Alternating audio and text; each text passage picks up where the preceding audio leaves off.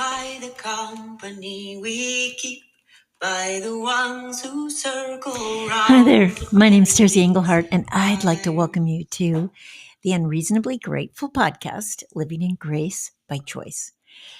So every week, I remind you that this podcast is not about me having your answers.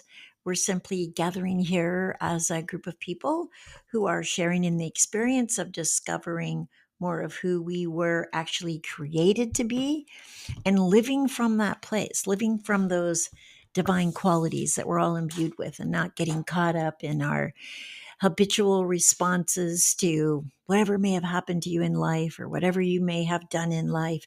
But rather than that, being a reaction to life, we're actually choosing to live consciously from that place of you're created to be an amazing human being, up to some great things in your life. So that's what we're doing here. And oftentimes we get glimmers of what our next step is or what else is possible for us when we listen to somebody else's story. And that's why I share my story. I learned from other people. I still learn from other people's stories. And so sharing my story is an opportunity that I hope you'll pick up a piece of something that perhaps I share that either inspires you or gives you an insight or helps you take that next step on your own journey. I call it recovery because I came from abuse as a teenager and then living with an eating disorder from 16 years old to 36 years old, so 20 years. And now this is coming up on my 40th year of recovery, which really, when I say that, I'm still like, seriously? I can barely believe it because I can intimately remember my inability to get through one day. And so it's possible. I know it's possible because if I could do it, anybody else could do it. All right. Well, happy Thanksgiving. We just celebrated, those of us in the United States just celebrated a day of feasting and of collectively giving thanks and probably gathering with family and friends and sharing a meal. And that can be amazing. And certainly in the years that I was struggling with an eating disorder, it was actually painful. And there are people who still experience the holidays as being traumatic and difficult, and we can all offer those people grace and also include people in your community that may benefit from gathering with you. We had 13 people together yesterday in our new kitchen for the first time, and it was amazing. It was beautiful, amazing. We learned what our kitchen needs, what it doesn't need, and there's something about preparing for a group of people that kind of gets you ready for this holiday season. So I'm always grateful to open the doors and invite more people in preparation for this last couple of months of 2025. So, however, last week I mentioned to you about, how to rebuild trust. And I just want to go back over that a little bit and tie it into this practice of how do we keep gratitude going? Okay, we're all digesting probably more food than we usually eat. And that will happen. Your body will do that. But how do we keep the gratitude and the grace going forward? Because there's something amazing about living from that place. And so, what is it like to keep that alive and well moment to moment? Because it is a moment to moment opportunity. And, hey, sometimes we'll be able to grasp that and sometimes we won't. And that's okay. Okay, so what I shared last week, and I just want to touch on it again, is that mistrust, externally mistrusting, I suspect stems from some lack of trust inside yourself, some not trusting yourself fully, not trusting the choices you make. And it may be based on uh, something in the past, something that you either haven't forgiven yourself for, or you haven't moved on from, or you're still afraid of making that same mistake again. And so regaining that self trust and knowing what you have your trust in, so that your trust isn't in something fleeting, that your trust is actually in something that is solid, built on solid ground, will nourish you and support you through thick and thin. And that's important to know. And we talked earlier in another episode also about freedom. Freedom is really our ability to choose what's good, because we do know what's good, but can we choose it? Because we don't always. And trusting that we will when we're given the opportunity, and we always are, trusting that we will choose what's good and what's right, what's nurturing, what's nourishing, what feeds us, what moves us along on this journey of life towards ultimately an end where it's my prayer certainly where we all actually leave having fulfilled what we came here for. We all are moving closer to a life in the Beatitudes. We're actually all becoming more of that divine being that we were created to be.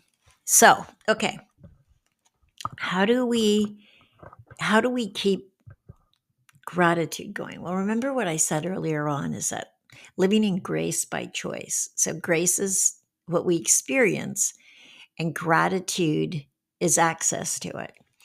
And so gratitude is a heart opener. It also nows us. It brings us into the present moment. And let's just face it, it's really easy for all of us to live either in the future or in the past. We live in the past with regret, remorse. We live in the future in hope and expectation, or sometimes fear, hoping to not repeat something. But in the present moment, that's where love is. That's where life is. That's where everything that actually impacts us is existing in the present. And so gratitude is access to that. By being grateful, we're actually here. We're actually here right now. So, the title of this podcast, which is Unreasonably Grateful, Living in Grace by Choices, all of this is the practice in how can we choose to live in grace moment to moment? Well, gratitude is the practice that leads to that. And I don't know, 22 years ago, my husband and I started practicing and asking people what are they grateful for, because we were beginning to open our restaurant called Cafe Gratitude, and we were getting business licenses and health permits. And so we just started practicing asking people what are they grateful for. And it was kind of a shock for people. People were like, you mean like right now? Like right now be grateful? And we're like, yeah, because that's the only time you can be. It's always a now experience. And now 22 years later, there's universities that teach gratitude. There's gratitude journals, lots of them. There's people who practice gratitude every day. We have friends who have a gratitude tree, and they put out shipping labels, and people go by and write what they're grateful for and hang it on their tree. There's lots of ways that gratitude is infused into our culture now. But how do we keep that personally? How do we individually keep that going? Well, hopefully during your Thanksgiving meal, you were able to stay out of just the weather or the politics or all of the things that we engage in the conversations about today that oftentimes polarize us and divide us. But rather, gratitude is a connector, it connects us. And so when we ask people what they're grateful for, or we share what we're grateful for, which is what I hope your Thanksgiving was about, it connects you. There's a connection there. When we let people know that we appreciate them, a form of gratitude, it's a connector. It also brings out the best in others. It's an amazing act of charity, of contribution, of sharing with people how you see them. My Tuesday appointments are simply me sharing with people how I see them, which is an opportunity for them to step into those qualities that I see, that others probably see, but oftentimes we don't see them in ourselves.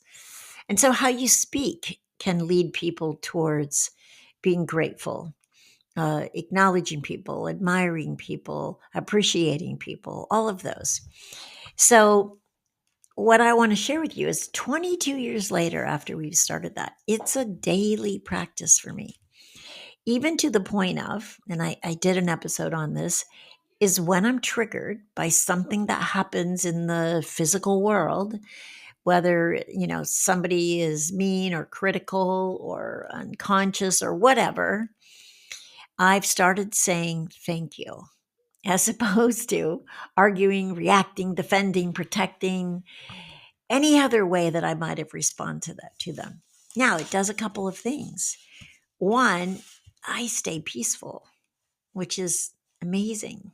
I'm not reacting. And there's always, after I say it, there's this pause. There's like this kind of pregnant pause.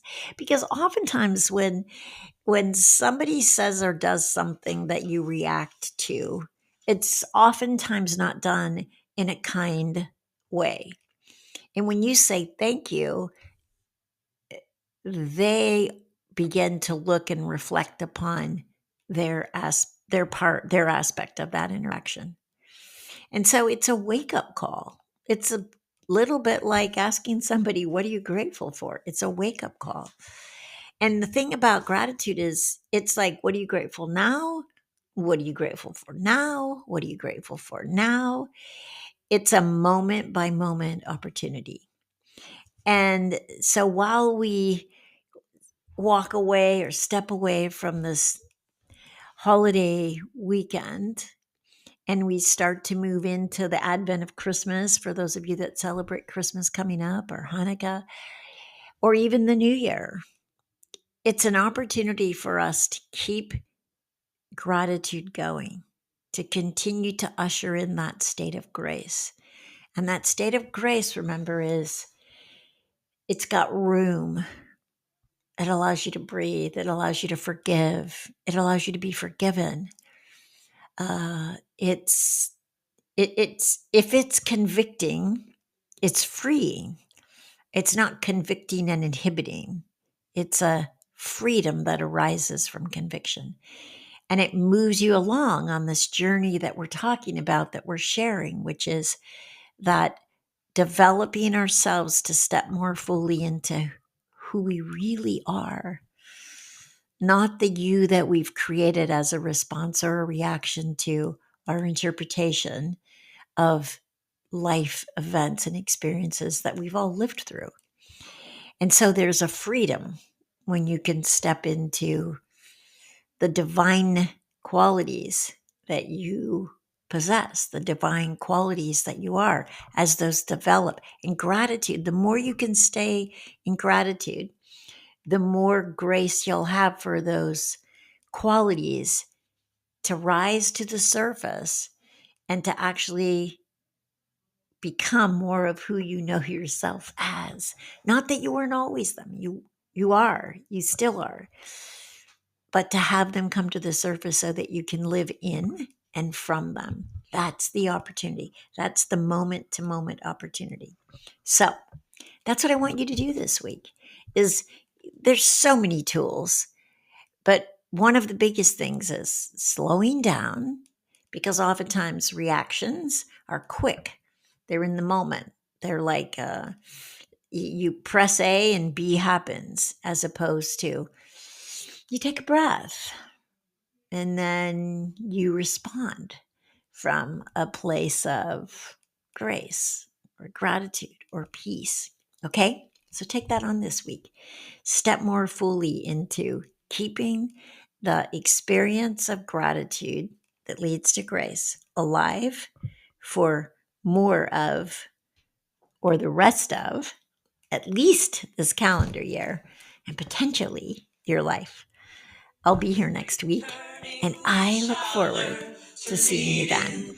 Love, in this great turning, we shall learn to lead in